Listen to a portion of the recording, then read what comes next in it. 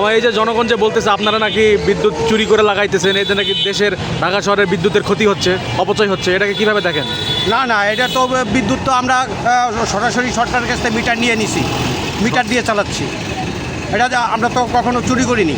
সরাসরি মিটার নিচ্ছেন মানে বুঝিনি, আপনারা তো যেখানে সুযোগ পান সেখানেই থেকেই তো ইলেকট্রিসিটি নিয়ে। না না না না, আমাদের গ্যারেজ আছে, গ্যারেজে মিটার আছে, মিটার কাঠ ভরতেছি, কাঠ ভরে চার্জ দিতেছি। ও, কাঠ ভরে চার্জ দেন? জি। কিন্তু আমি তো শুনলাম যে রিক্সাওয়ালারা এই আপনার হচ্ছে ব্যাটারি চালিত যেসব রিক্সা, তারা তো যেখানেই সুযোগ পাচ্ছে সেখান থেকে ইলেকট্রিসিটি না নিচ্ছে। না, আমরা যতটুকু পেয়েছি, আমাদের গ্যারেজে মনে করেন প্রায় 200 গাড়ি আছে, 200 গাড়ি আমরা মিটারে কাঠ ভরে চার্জ দিতেছি।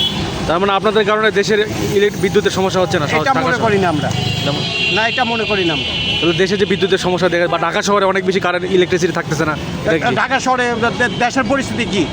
দেশের পরিস্থিতি কারেন্ট পাই না মানুষের। কি কারণে তাহলে মনে হয় আপনার, কি কারণ হতে পারে দেশে? এটা সরকার বুঝে। মানে আপনারা তাহলে আপনাদের কারণে অপচয় হচ্ছে না এই বিদ্যুৎ? আমাদের কারণে কিভাবে অপচয়? আপনারা এটার যেখান থেকে নিচ্ছেন, এটা বিল যখন অটো ছিল না তখন কি পরিস্থিতি হয়েছে? এখন তো অনেক অটো, প্রায় লাখখানেক অটো, পুরা শহর জিম্মি হয়ে গেছে অটোর কাছে। কি হ্যাঁ। পরিমাণ বিদ্যুৎ খরচ করতেছেন আপনারা, সেই পরিমাণ টাকা কি সরকার পাচ্ছে?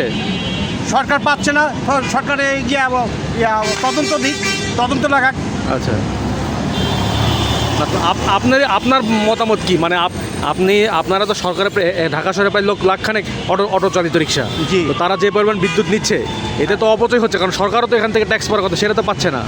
সরকার পাচ্ছে না, এই জন্য তো বলতেছি যে তারা তদন্ত নিক, যে যারা চুরি করে চালাচ্ছে হ্যাঁ। তাদেরকে আইনি আওতায় আনা হোক। আচ্ছা, আপনারা কি মনে করেন না যে অটোর পরিমাণ বেশি হয়ে গেছে, আপনাদের একটু পুনর্বাসন করে আপনাদের জেলা শহরে খেতে খামারে কাজ করা দরকার ছিল?